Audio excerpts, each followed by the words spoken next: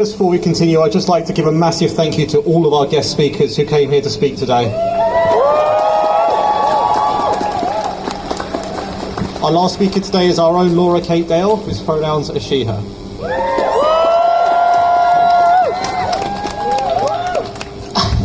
Thank you so much, everyone who's come out today. This is the first time I'm seeing the whole crowd, and thank you.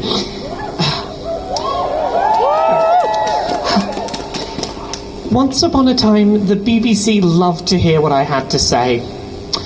They saw me as an expert and would regularly point to me as someone who was worthy of being listened to, so long as I stuck to video games. When some kid would win a Fortnite tournament and the BBC News needed to know what this game all the kids were playing was and why it was popular, I'd get calls from 10 or 12 different regional BBC radio stations asking me to tell them Googleable facts that it's a 100-player shooter, blah, blah, blah, blah, blah. It's an explanation they could have gotten from any simple internet search.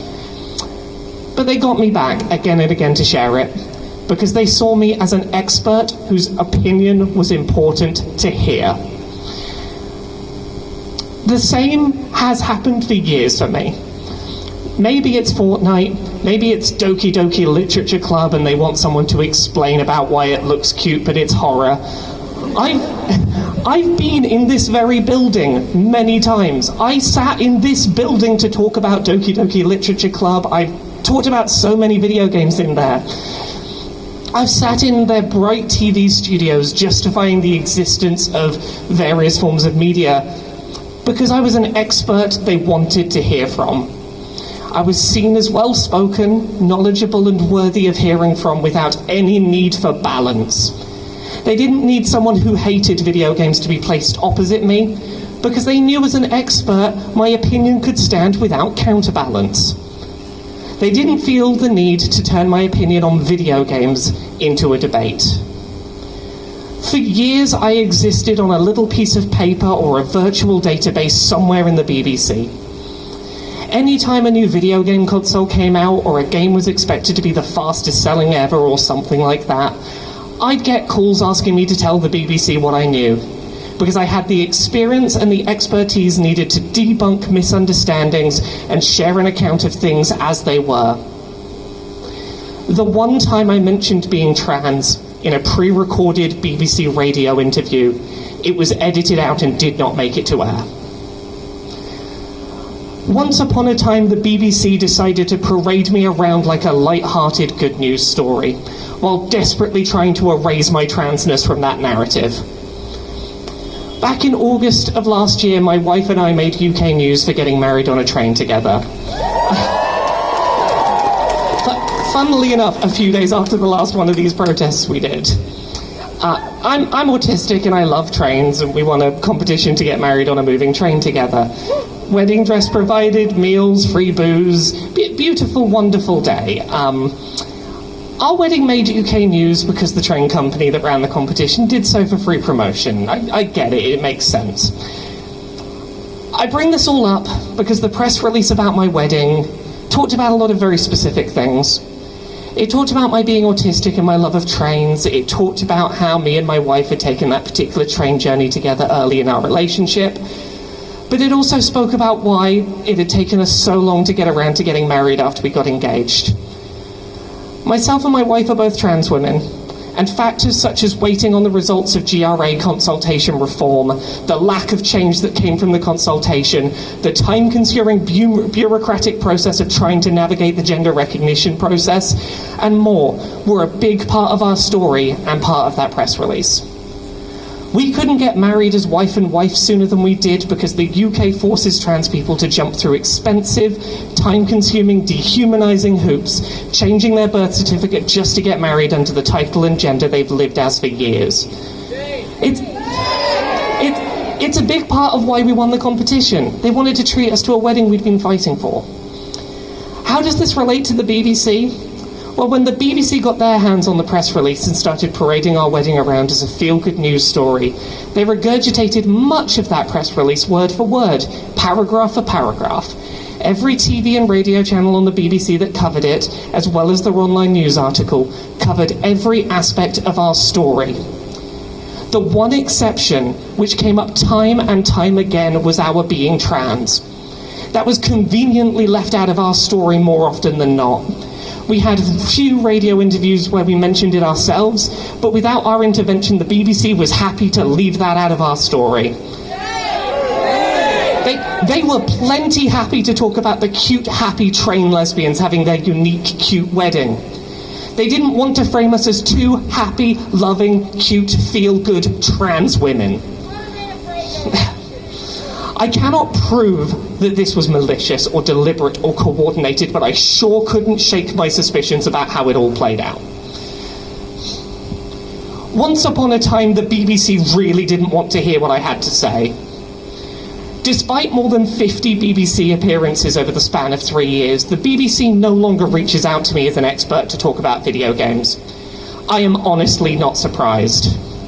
The BBC has for many years had a problem with mounting institutional transphobia across its news reporting and opinion features departments. This is not a secret but an observable fact.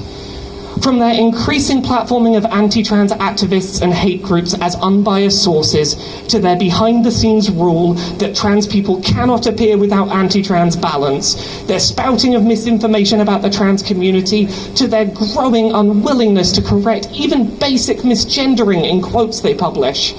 This has been a long-time issue that, over the last 5 or so years, has only gotten worse. As those of you here today likely know, this came to a head a few months ago with an article on BBC News that stopped legally shy of accusing trans women as a societal group of being potential rapists and a threat to cis lesbians. They may have used the term some, and they will insist that this is enough to imply that this was a story about a minority of experiences, but you just have to look at social media reaction to the piece to see that it was read by the general public as a warning. It was read by the general public the way we all knew it would be, that most trans people are potential rapists and we should stop them by clamping down on their rights. We could talk all day about the problems with that piece, from its uncritical platforming of hate groups to its burying of quotes from trans people that countered the narrative, from the Lily Cade manifesto to the BBC's unwillingness to properly take responsibility for what they had done. It seems like such an easy win, but I want to focus a minute on my relationship to the BBC as someone who they have for years seen as an expert.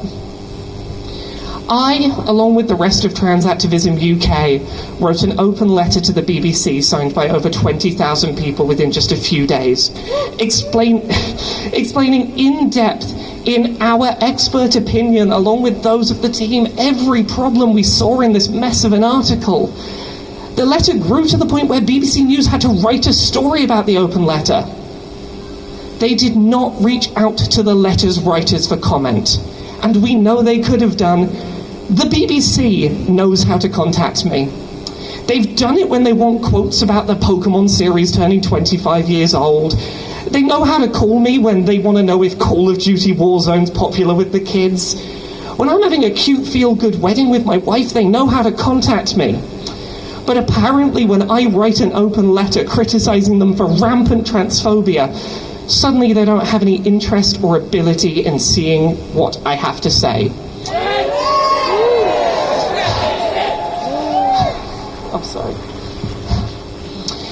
When we mailed our open letter directly to Tim Davie, the General Director of the BBC, we were promised he would respond to us. Instead, after great delay, we got passed off to a different member of staff who just totally fobbed us off and refused to engage with our complaints. I repeat, the BBC knows how to contact me. They could ring me any time to talk through the complaints that I and 20,000 people share. They have not done so, and they will not.